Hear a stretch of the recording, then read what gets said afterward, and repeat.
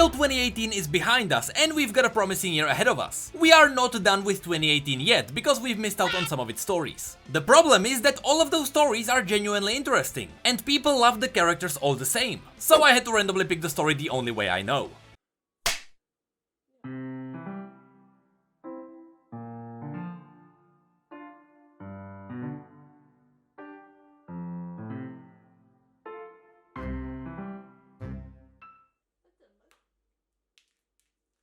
Victory! Karma is in an interesting place. She was originally written one way, but Karma mains didn't like her new story, so Riot had to change her. Originally, Karma was written as a pacifist in Ionia, something that would kinda contradict her own name. But I understood why Riot did it. When Noxus invaded Ionia, not all Ionians immediately fought back. For many years, Ionians let the spirit of nature deal with everything. Everything would be brought to balance eventually. So if you let nature figure it out, in the end, there will be peace. The problem is that by the time peace finally arrives, there would be thousands of dead or enslaved Ionians, and not everyone wanted to be dead or enslaved. The issue was that nature did always figure everything out, but it never had to deal with chemical bombs. And when people found out that trees and animals can't stop Noxian warbands, naturally some Ionians fought back. The one famous Ionian who was among the first to fight, and the one who cut off Swain's arm in the process, was Irelia. Her actions managed to split Ionia in half. Some people supported her and they wanted to drive Noxians out of their lands. But others preferred to ignore the invading Noxians in hopes that if they peacefully give up, their families would survive. They would just do the same labor but for a different nation.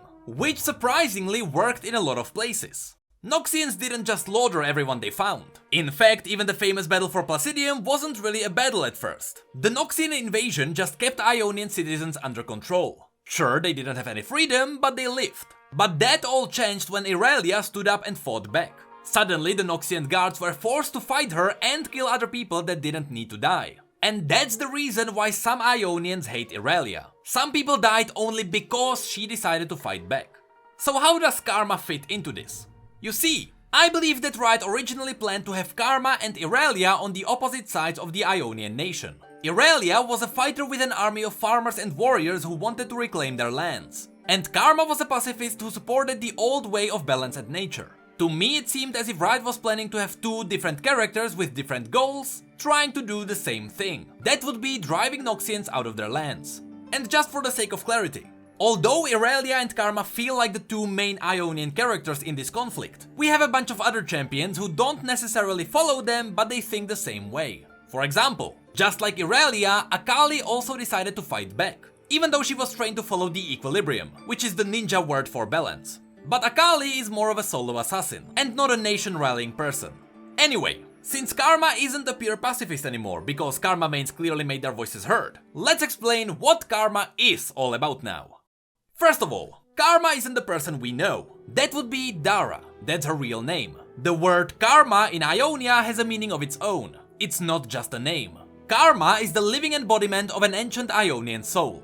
In other words, Karma is a spirit of nature. But not the kind of spirit you would expect. She is likely not like Maokai or whatever the force was that transformed Ivern. Karma might be linked to the Celestials, and I'll show you how in a second. Karma serves as a spiritual beacon to each generation of people, which means that when one iteration of Karma dies, the spirit will hop into another body. As I mentioned earlier, the most recent incarnation of Karma came in the form of a 12-year-old girl, called Dhara. Dhara came from the northern highlands of Shonzan, lands likely named after the Zan family, that Irelia is a part of. Again, you can see that Riot may have had some plans to link Irelia and Karma from the beginning. Still being just a child, Dhara began to suffer strange visions. They were curious images that felt like memories, but Dhara was sure these were things that did not happen to her. At first, the problem was easy enough to conceal, but the visions grew in intensity until Dhara was convinced that she was descending into madness. No one was able to identify what was happening to her, let alone how to heal her suffering, until a group of monks visited her village. They came from a place known as the Lasting Altar, where the divine leader Karma had passed away some months earlier.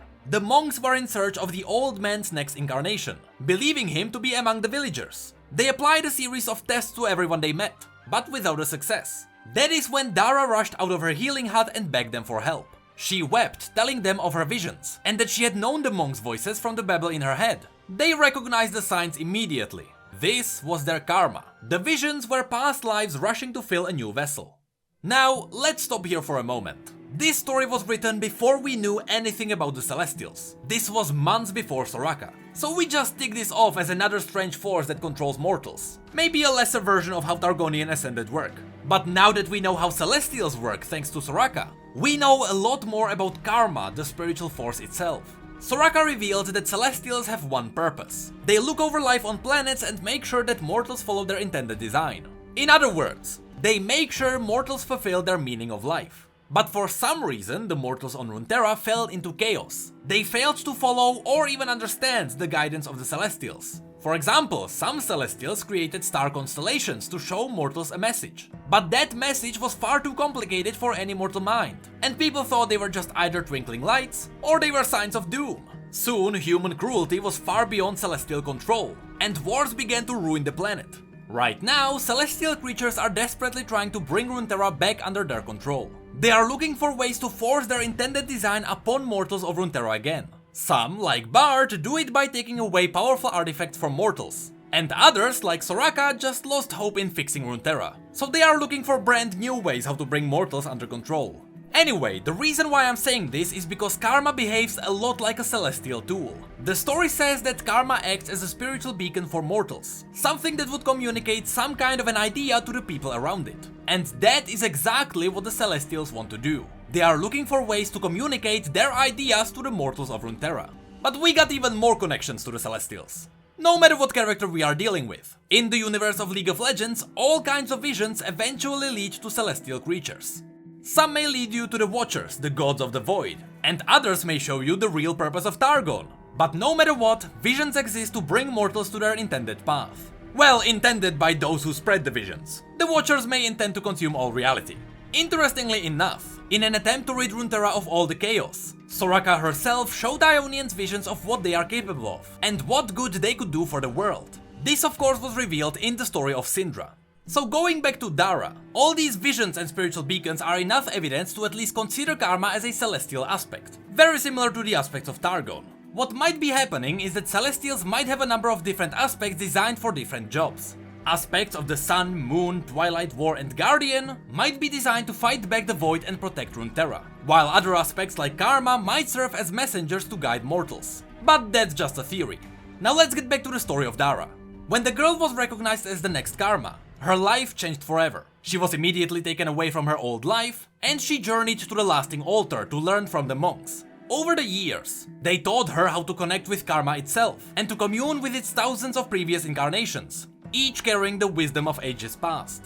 Yes, you can calm down now. Even though I mentioned that Dhara was 12 years old, that was a while ago. She's not a child anymore. Also, the next part of the story is what Riot changed. Originally, Karma was supposed to be a pure pacifist, but as you'll see, that's not the case anymore.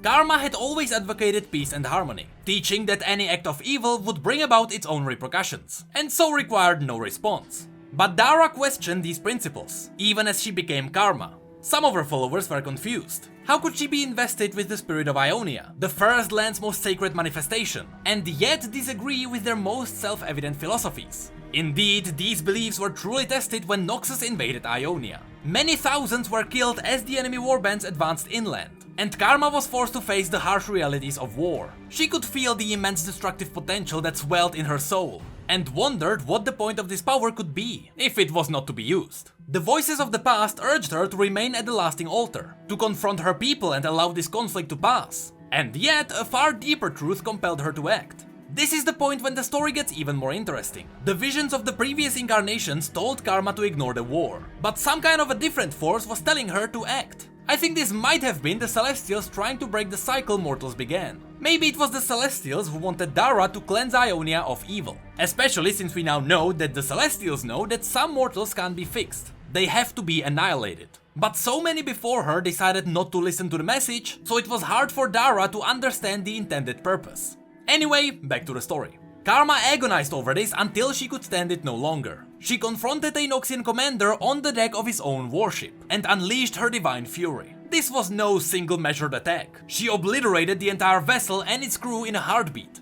Though many Ionians rejoiced at this apparent victory, The monks believed that she had made a huge mistake. She had upset the spiritual harmony of their homeland, disgraced all those who bore the name of Karma before her, and tarnished her own undying soul along with those of her followers. Even if it meant a life of meditation, they implored her to do no further injury. Karma silenced them with a raised hand. Though she could still hear the voices in her head, it was the spirit of Ionia in her heart that guided her. The first lands were stirring to defend themselves. She did not know if she had been chosen for her courage or the strength of will, but Karma knew that sometimes harmony came at a great cost. Their world was changing, and true wisdom lay not in resisting that fact, but accepting it. Though the war with Noxus is now long over, there are still many in Ionia who have become only too glad to meet violence with violence, even against their own neighbors. Karma has pledged to guide as many of them as she can to more enlightened path. To peace when possible, to action when necessary. See? At the end of the story we learned that it was the spirit of Ionia who really guided her. It was Karma itself that was telling Dhara what to do. To me, Karma really feels like a celestial force designed to show Ionians the way. But what's even more amazing than this fact is that I may have accidentally created a theory video, while I was trying to just cover the story of Karma. Hey, did you know that we have social media and Twitch where we talk about other League facts and stories? And did you know that we have neat mugs and shirts too? The links to all of that will be below. And as always, thank you, come again.